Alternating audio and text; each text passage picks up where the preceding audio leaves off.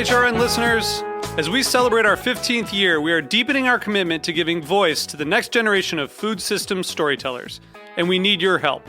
Our internship and fellowship programs help activate new possibilities for underrepresented and underestimated young people through experiential journalism, audio engineering, and production training. Through these unique programs, HRN helps food equity stewards build essential workforce readiness skills that expand their potential and foster economic mobility. Please consider supporting these critical programs. And with a minimum donation, you can be entered to win a dinner for two at an amazing restaurant in one of 8 cities and tickets to a concert at a great venue in one of those cities. We have incredible partners across the country who have donated, as they also share our passion for helping to educate the next generation of food systems storytellers. Check out heritageradionetwork.org/15 to donate and enter to win today. That's heritageradionetwork.org/15 to donate and enter to win today. And make sure you donate before March 31st. Thank you. Today's program has been brought to you by S. Wallace Edwards & Sons, third-generation cure masters producing the country's best dry-cured and aged hams, bacon, and sausage. For more information, visit surreyfarms.com. You're listening to Heritage Radio Network, broadcasting live from Bushwick, Brooklyn. If you like this program, visit heritageradionetwork.org for thousands more.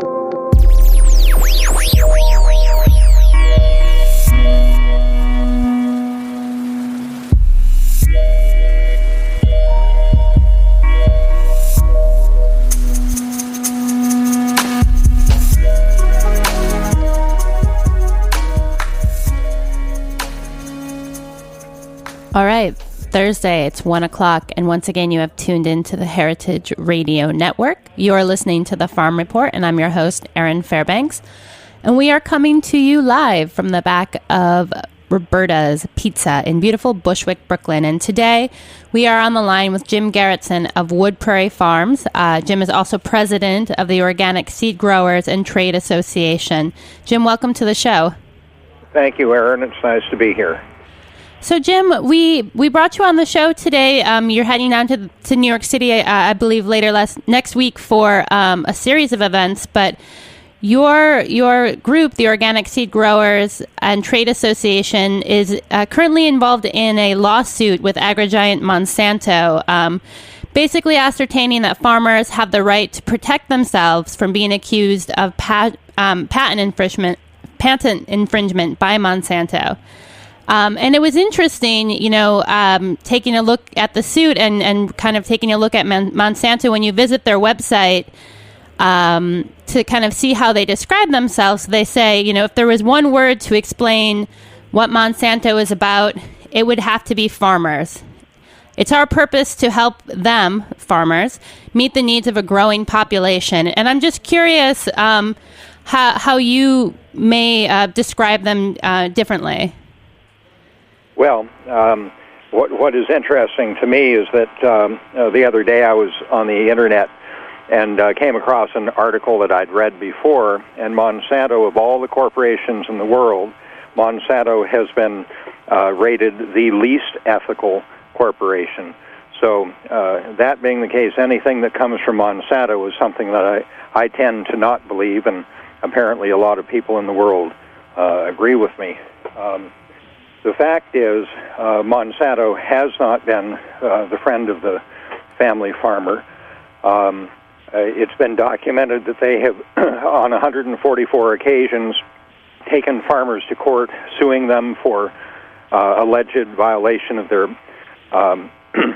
patents, and another 700 farmers have been had cases settled out of court, and then an unknown number of farmers have received threatening letters from Monsanto being accused of improperly handling their technology. There's a good article if people are interested about this aspect of Monsanto's behavior, published about 4 years ago in the publication Vanity Fair. One can find this on the Internet.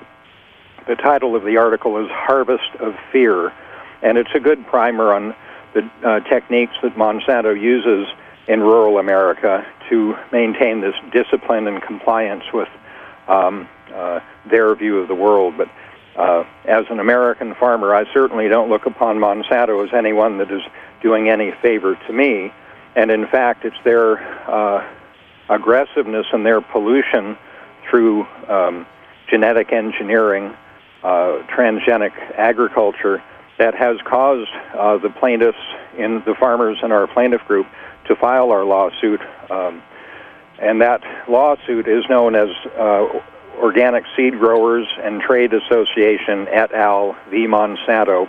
And we filed the lawsuit in March of 2011 in Southern District of New York, which is Manhattan, seeking, as you say, it was a preemptive lawsuit seeking court protection under the Declaratory Judgment Act that should our farms be trespassed upon and contaminated by Monsanto transgenic or GMO seed, that the court would protect our farmers from not having to defend ourselves from a patent infringement lawsuit from Monsanto when they may perversely claim that we are in possession of their technology due to that contamination.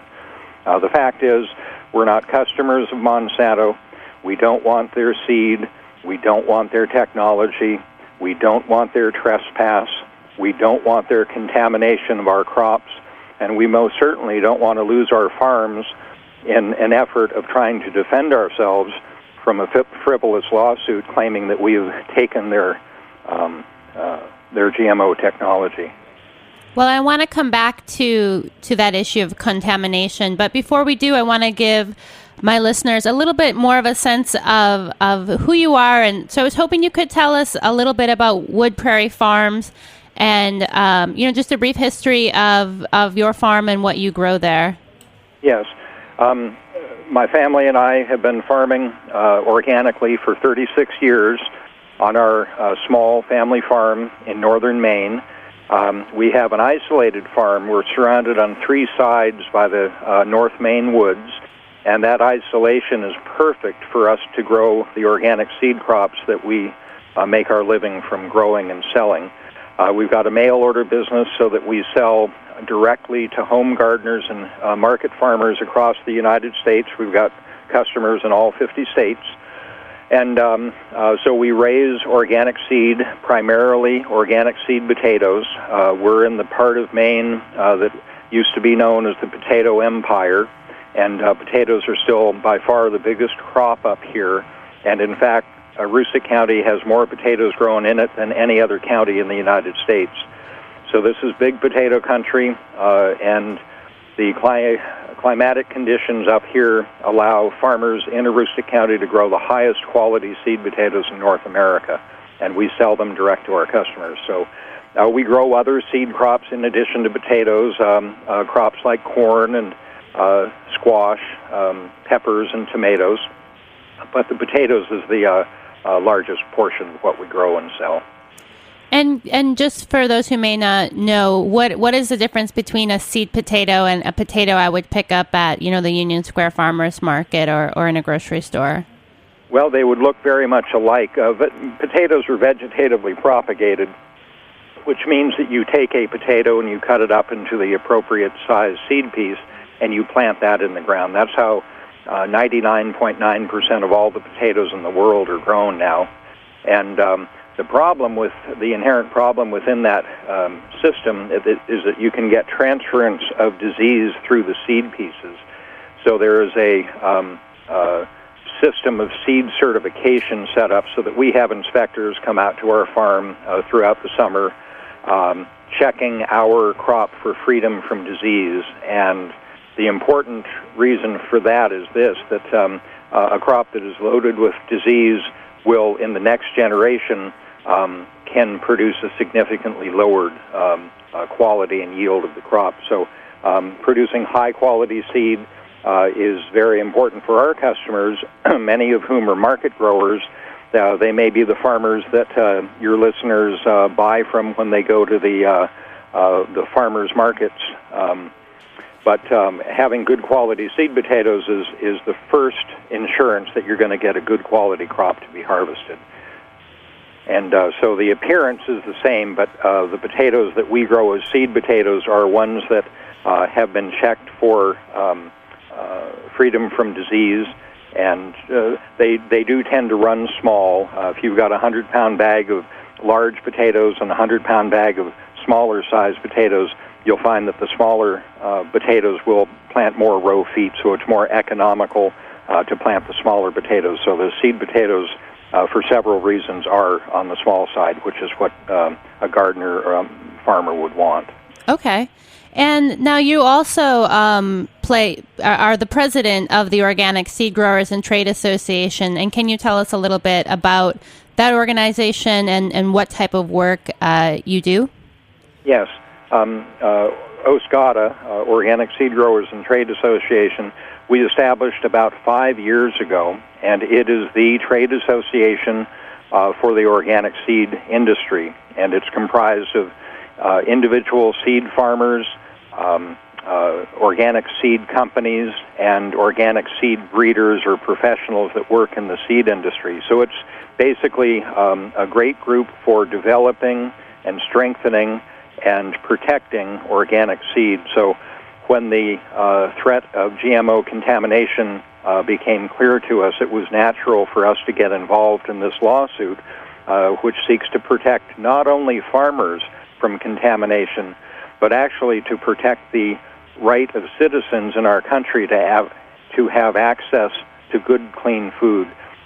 In essence, if organic farmers are not protected in their ability to farm the way that they want on their farms, those of us organic farmers that are raising organic seed, if we can't have our property rights respected and prevent companies like Monsanto from trespassing onto our farms and having their pollution contaminate our crops, there's no way that the organic farmers that buy seed from us can grow a crop that's not contaminated.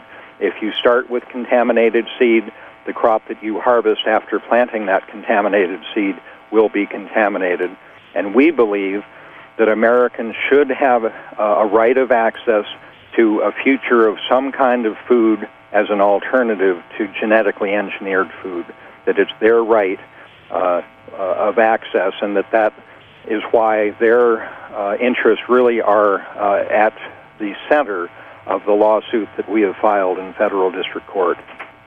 So I would say my guess would be that most of my listeners, and I would include myself here, our understanding of how this contamination might happen is probably based predominantly on the movie Food Inc. that came out several years ago, which profiled a farmer who was involved in a contamination lawsuit from Monsanto. And so I'm curious how what contamination would look like that would be different from that, and how that kind of movie and movement played into, or maybe didn't play into, the suit that you're pursuing now. Well, farmers are all students of biology. We're working with biology day in and day out. It's essential to understanding biology to be able to grow crops successfully.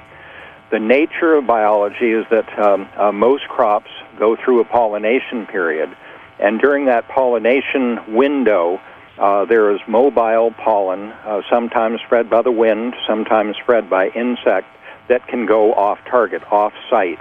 And in the case of genetic engineering, 2 of the 6 crops that have been commercialized, and these are the large commodity crops that are grown on millions of acres in this country, 2 of them are annuals, canola and corn. And the nature of those 2 specific crops is that the pollen is extremely mobile and can go off-site. So the problem is, for example, in our case, seed corn is one of the crops that we grow on our farm. If a neighboring farm were to grow Monsanto seed, it is very likely that pollen will travel from the farm with the Monsanto seed and that pollen come onto and contaminate our crops. And if that should happen, a couple of things, I guess, are a result. First off, genetically engineered contamination of an organic seed crop extinguishes the value of that organic seed crop because there is no market or demand for GE contaminated organic seed. So first off, it eliminates our livelihood of the crop that we're growing. But there's a second very perverse situation, and it's this. Within patent law, there is no exception to the rule that a patent holder has absolute rights to that product that they've had patented, and the only way that another person can possess it legally is if they have signed a licensing agreement and paid royalty on it. Well, the organic farmers within our plaintiff group, we're not customers of Monsanto. We want nothing to do with Monsanto. When their technology ends up on our farms, technically we are in violation of their patent rights, because it doesn't matter whether there is intent. It doesn't even matter whether there is knowledge of contamination. The concept of possession is if we have it and we don't have the signed licensing agreement, we are in violation, and we are concerned that Monsanto will pursue us, as they have other farmers, for patent infringement should they contaminate us. So it's a very perverse situation. In this case, the innocent organic farmer is worried about being sued by Monsanto for patent infringement when they contaminate our farms, when they trespass from their side of the fence across the fence onto our land. And we've gone to court under the Declaratory Judgment Act seeking court protection. And the Declaratory Judgment Act was a law that was passed by Congress about 30 years ago precisely for the situation that organic farmers find themselves in. We feel that we should not have to defend ourselves in court because we don't want their technology. We think that they should keep their pollution on their side of the fence and not let it contaminate our crops. So we've gone to court. We're going to be, once this case gets to trial, we're going to be making our case to the judge saying our farmers should be exempt from any claim of patent infringement when Monsanto should contaminate them. And some of the crops, like I say, corn and canola, the pollen is extremely mobile, and the chance of contamination if your neighbor growing it is extremely high. And in fact, farmers within our plaintiff group have already suffered economic loss because they have abandoned, in many cases, growing crops like organic corn and organic canola and organic soybeans. And these are important crops that are either important rotation crops in terms of income for the farm or in helping to maintain a high-quality condition of the soil.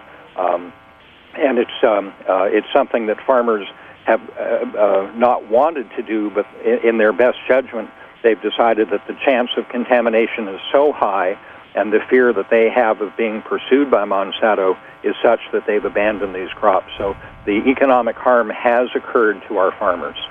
Has already occurred, and I think you're really touching on a lot of points for the potential for that harm to grow in ways that we can't predict and can't control, similar to the technology that has been released and is essentially, in some ways, scarily, I think, beyond our control. Well, we are going to take a short break, and when we come back, I want to hear a little bit more about the people who have joined you in the suit and the Public Patent Foundation that's taken the suit up. So hold tight. We'll be right back with Jim Gerritsen.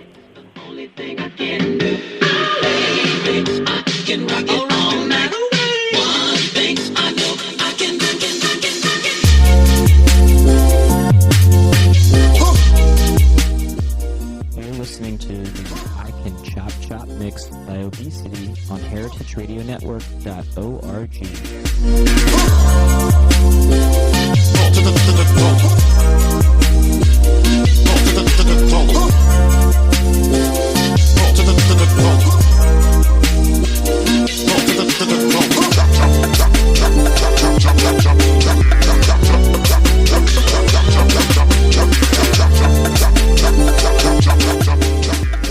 Today's program has been brought to you by S. Wallace Edwards & Sons.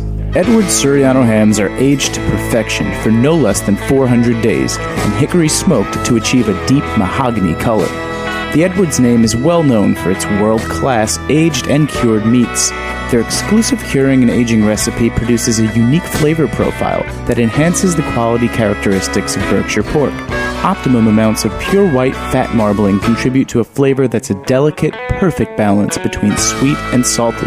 For more information, visit www.surreyfarms.com. All right, we are back.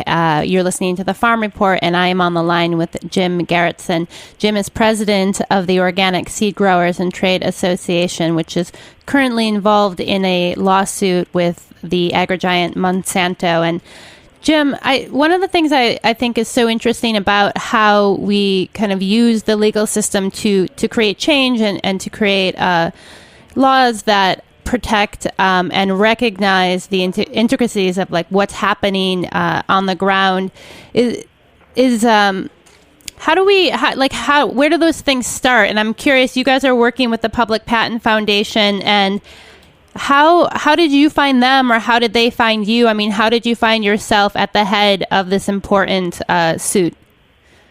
Well, one of the farmers in our plaintiff group went to a lecture that Dan Ravisher, the lead lawyer from Public Patent Foundation, one of the farmers went to a lecture that Dan delivered at University of Virginia, his alma mater. And the farmer brought up to Dan the situation that organic farmers find themselves in, to where we are under siege because Monsanto will not contain their pollution, and that we find ourselves in legal jeopardy of being sued. And the fact is, Monsanto has an in-house legal staff of 75, and if any one of our family farmers were to be pursued for patent infringement, we could easily go bankrupt simply trying to defend ourselves from a frivolous lawsuit. So what we feel is that, as I said before, we want nothing to do with Monsanto. We're not their customers. We want to be left alone. We want them to keep their pollution on their side of the fence.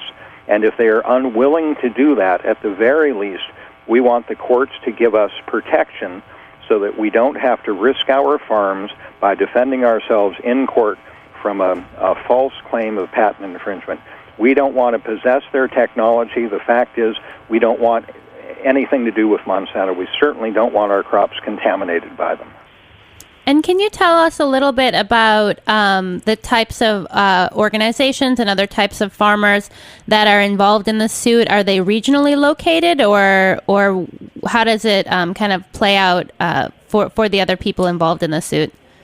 Well, it's a federal lawsuit because we have such a wide range of plaintiffs. I think we have representation from, I think 26 or 28 different states and provinces in Canada are represented within the plaintiff group. When we filed this lawsuit in the spring of 2011, we had 83 plaintiffs, and those 83 plaintiffs were comprised of individual family farmers, independent seed companies, and agricultural or farm organizations.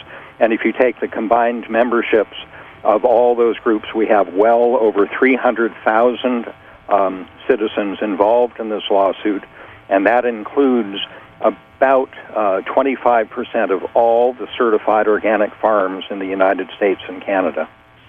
And why do you think the suit hasn't been brought before? Well, Monsanto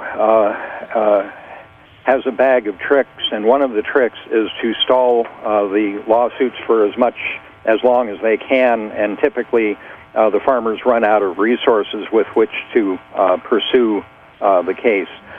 So that's the technique that Monsanto is deploying in our lawsuit. We have yet to get this case to trial to argue before the judge the merits of the case itself, because Monsanto is stuck on all of these pre-trial motions to try to prevent this case from getting to trial. So early on, in mid-July of 2011, they filed a motion to dismiss the case, saying that, listen, on our website we have a commitment that we've made to farmers saying that we won't sue them for trace amounts of GMO contamination when it comes onto their farms through inadvertent means. Well, about a month later, we filed our rebuttal to that dismissal, in which we rejected that. But I maybe should back up. Early on in the process, our lawyers from the Public Patent Foundation in Manhattan, they asked Monsanto to provide the plaintiffs with a binding legal covenant guaranteeing that they wouldn't sue farmers should we become contaminated. And Monsanto refused to provide that to us. That leaves us with the only possible conclusion that Monsanto wants to reserve their option of suing us for patent infringement. So we felt that we needed to go forward with this case. Interestingly, they argued in their motion to dismiss that the farmers should find their commitment on their website sufficient assurance that they're not going to come after us. But look at this commitment. It's on a website. It's anonymously signed. Even if we were to believe Monsanto today, which we don't, what would prevent them from changing their website tomorrow? It has no legal binding. And in fact, here's what's interesting. They filed their motion to dismiss our case in mid-July, citing their commitment as a reason why we shouldn't be worried. Within 1 week of their filing the motion to dismiss in our case, in a completely unrelated case in Eastern District of Missouri, St. Louis, their home turf, they were pursuing a family farmer for patent infringement. And this farmer and his lawyer brought up this commitment from their website and said, Monsanto, you should not be suing me. Look at this commitment you have on your website. And Monsanto's own lawyers said that commitment was vague. So in the one case, they're saying that the commitment is vague and has no meaning, but in our case, they're saying that we should get satisfaction out of it, that they won't pursue us. And basically, they're trying to game the system, and our lawyers included this display of inconsistency within our appeal brief that was filed in August of 2011. Yeah, well, I mean, I guess it's, right to not take too much comfort in those types of promises. And I'm curious, I can only imagine the amount of time and resources and mental energy pursuing the suit has taken on you and your family and your farm. And I'm just curious, how do you find the kind of strength to persevere in the face of such a kind of legal and worldwide giant? I mean, what's your support network look like, and how can people get involved in supporting your work? Well, there was an interesting article that was published in the last 9 months maybe, and it indicated that worldwide there are 1 to 2 million people that are actively working to restrain Monsanto. So the farmers that you have in this lawsuit, we're just part of that, but it's a worldwide effort to really stand up to a biotech bully and to assert our rights to farm the way that we want to on our farms without threat of contamination, without threat of intimidation.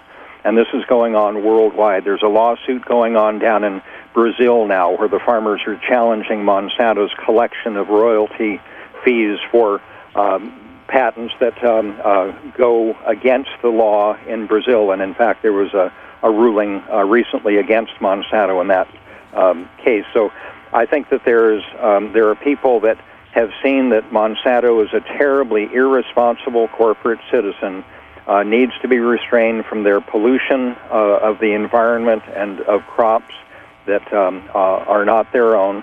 And we're just part of that. But we've been, we first heard about genetically engineered crops at a farm conference 25 years ago.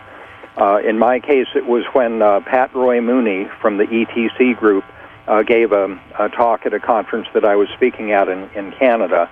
And he told us, this was in the mid to late 1980s, about this new technology that was coming online called genetic engineering. So from the outset, we understood that this crop, because of the mobile nature of pollen, was an instant threat to organics. So this has been on our radar screen and has been of increasing concern as the acreage has increased, and this is because the federal government is really a dysfunctional regulatory body. There's a revolving door between the regulators who are making the decisions in the federal government. They come from the biotech industry. They stay for a few years in the federal government, and then they go back to the biotech industry. These are the same people that are making these decisions to deregulate these crops and allow farmers to grow them, and that is why the acreage has gone up greatly. So as the acreage increases, the opportunity for cross-contamination increases with it. And there are many, many, many more crops that biotech is trying to get the federal government to introduce or to deregulate so that farmers can grow them. Very common crops that we use in everyday eating, things like lettuce and squash and cabbage. These are all cars waiting at the train station for deregulation. So we felt we need to fight Monsanto, and we need to challenge them now while the number of crops are still relatively limited in number and in that way in impact. If we don't fight them now, the contamination will become so widespread that in essence either the seed is going to be controlled by the monopoly that Monsanto has created by buying up seed companies, or the seed is going to be contaminated by Monsanto transgenics, and we're afraid that they're going to claim ownership of that contaminated seed as part of their patent rights. And we don't think it's right, and we're trying to help the country get back on the right track, get the U.S. Patent Office to do its proper job and not allow crops like these GMO crops to get patented. And that's, in fact, when we get to court, we have 4 separate self-standing legal arguments that our lawyers are prepared to argue in court that will show that the patents that have been granted to Monsanto are invalid and that the U.S. Patent Office erred in issuing those patents. And that is how we will be proving to the judge that we are deserving of the court protection that we seek. Well, Jim, I want to thank you so much for being a guest on the show today, and thank you for your work on this issue, and wish you the best of luck. And just so people, if they're interested in following the case, visit the Wood Prairie Farms website, www.woodprairiefarm.com. They post updates there. As I said before, the Public Patent Foundation is the legal team, and you can learn more about them and supporting them by visiting their website. Also, Jim will be in New York City if you're in the area this coming Monday and Tuesday. He'll be doing a presentation and dinner at Jimmy's number 43 on Monday night, starting at 6:30. Tickets are still available, and you can find them at jimmysnumber43.com. On Tuesday, Jim will be doing a farm walk with Ben Flanner of the Brooklyn Grange, and you can find tickets through the Brooklyn Grange website. They're $10. And then on Tuesday night, I would recommend heading out to 190 Dean Street in Brooklyn to Rucola. They're doing a dinner. You can buy tickets at www.rucolabrooklyn.com. It'll give you a chance to ask any follow-up questions of Jim and support the suit that he's working on. And if you can't make it to any of those events, please visit the website, www.woodprairiefarms.com. This has been another episode of The Farm Report. Thank you so much for tuning in. Like all of our programs here on the heritageradionetwork.org, this episode is available as a free podcast through iTunes. You can also listen through Stitcher Smart Radio. If you have questions or want to follow up on more information from this show or any others, feel free to email us, info@heritageradionetwork.com. Thanks so much for listening, and we will see you next week.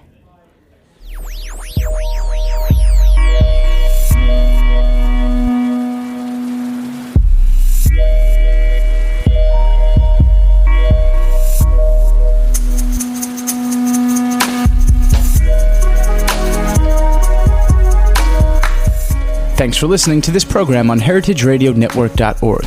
You can find all of our archived programs on our website or as podcasts in the iTunes Store by searching Heritage Radio Network. You can like us on Facebook and follow us on Twitter at @heritage_radio. You can email us questions at any time at info@heritageradionetwork.org. Heritage Radio Network is a non-profit organization. To donate and become a member, visit our website today. Thanks for listening.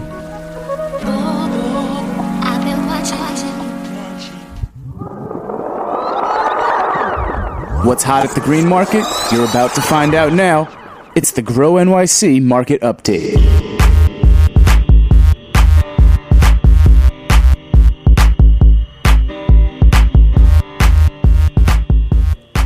All right. Once again, you've tuned into the Grow NYC Green Market Update, and we are on the line with Liz Carolla, who's going to give us all the news that's fit to print and gear us up for our weekend and weekday shopping adventures at New York City's Green Market. So, Liz, start us off. What's happening? What's new in the market? Great, thanks.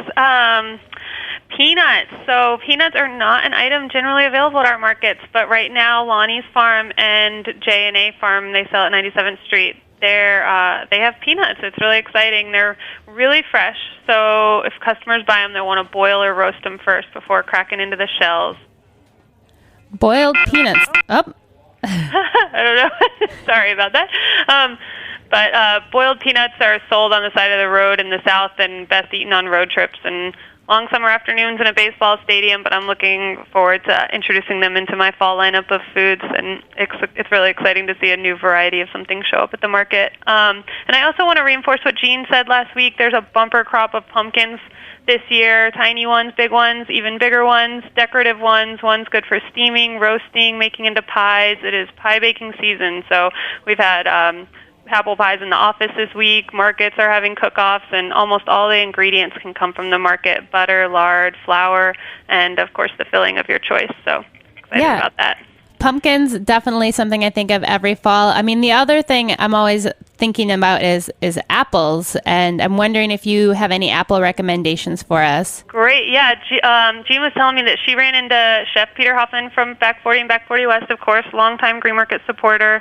Ran into him in the market yesterday and asked what kind of apple he likes to eat this time of year, and his response was, "I'm so glad you said this time of year." So it can change over the course of those few months as different varieties are getting harvested. But right now, he says Macintosh are great, Macoons and Empires.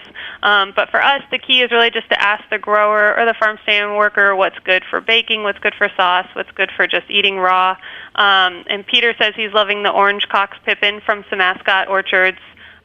Personally, I don't love a super sweet or super tart apple, so I often go for the heirloom varieties because they have so much flavor without being really overpowering and are perfect for eating raw, which is how I like to eat apples. Yeah, well, it's we've been exploring apples a lot on the network here because it is cider week and in New York City, and I'm wondering, is cider available at any of the green markets? Yeah, it sure is. We have Eve's Cidery, so they sell at Union Square on Fridays and Saturdays, and we have Albert Wilklow so I was going to talk about Wilklow Orchards. They are selling, Albert is the son of a sixth-generation family farm, and he just started his own company called Bad Seeds Cider, and he's selling at Fort Greene and Grand Army and starting at Greenpoint this weekend. So it's Cider Week this week, and if you haven't tried Albert's cider, be sure to pick some up because you can't base anything any assumption you have on store-bought cider. It tastes completely different, so you got to come try Albert's. And Wilco Orchards, they do more than just apples and cider, right? Yeah, they have been attending the market since 1984. They're a regular fixture in Brooklyn on Saturdays. Their entire family works on the farm, so you can find any one of the member of daughters, sons, grandchildren now at Fort Greene, Grand Army, and Brooklyn Borough Hall. They started with orchard fruit, and now they have vegetables, fresh-cut flowers, plants, beef and pork, jams, baked goods, including their irresistible fruit pie muffins, my very favorite, most decadent market treat. It's like your own mini pie with a very thick homemade crust and delicious filling made from their own fruit. And also, the Wilco Orchards invites customers up so people can visit the farm and do pick your own. And right now, of course, no better time to take a trek upstate, visit their orchard for some apple picking, cider donut eating, and fall foliage gazing. Oh, man. I think that's like one of the coolest things about multi-generational and multi-family farms is each kind of person in the business usually takes on a role and really pursues a passion in a different direction, whether it's, growing the orchard or looking at expanding a bee program or baking. It's always exciting to see the different directions people can take and how families really, I think, can come together to create an even more dynamic business as time goes by. So I would love to hear, before we run out of time, what are there any events? I mean, you guys always have so much going on. What should we be on the lookout for this weekend? Well, next Wednesday is Food Day, which everybody should know by now. It's a day that we're going to celebrate local farms, sustainably grown and raised food, and having that food available throughout the city, which is, of course, what Green Market is celebrating every day. So it's exciting that there are some other participants, and we can really do a focus. And how we're going to do that this year is through the Big Apple Crunch. We're partnering with the Mayor's Office of Food Policy to help set the record for the most participants in an apple crunching event. And we're going to host apple crunching events at all of our Wednesday Green Market and Youth Markets. So people can really stop by throughout the day, grab an apple slice, and get counted, or join us at noon at any Green Market and Youth Market. And we're going to do a kind of collective apple crunching, and we'll get all the numbers in and see if we can't beat the record, which I think is 230,000 apples eaten in a day, and Toronto holds the record right now. Oh, man, we can smash that. I think we can do it, too. Otherwise, happening at markets over the next month are fall festivals, Halloween parties, pumpkin decorating, apple cider donut eating contests, costume swaps, and apple pie cook-offs. So soon customers will be able to find free Thanksgiving recipe packets, as well as a handout and info about where to purchase their Thanksgiving turkey. Just finishing that up, so it'll probably be at market in the next week or so, and customers can keep an eye out for those. Awesome. Well, thanks so much. So just to recap, I'm super excited to hear Peanuts up at the J&A Farm on 97th Street. And then, of course, pumpkin squashes and other gourds. Check them out this week. And then lots of apple talk, from cider to eating apples to the Crunch Herd round the world. If you want to learn more about Grow NYC Green Market, get info on the farmers, the market, or even find volunteer opportunities, you can visit them at www.grownyc.org or give them a follow on Twitter. In the meantime, you'll just have to stay tuned till the next week of the Grow NYC Market Update. Great, thanks.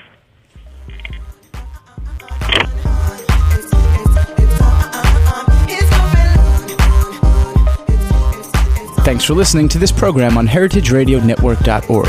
You can find all of our archived programs on our website or as podcasts in the iTunes Store by searching Heritage Radio Network.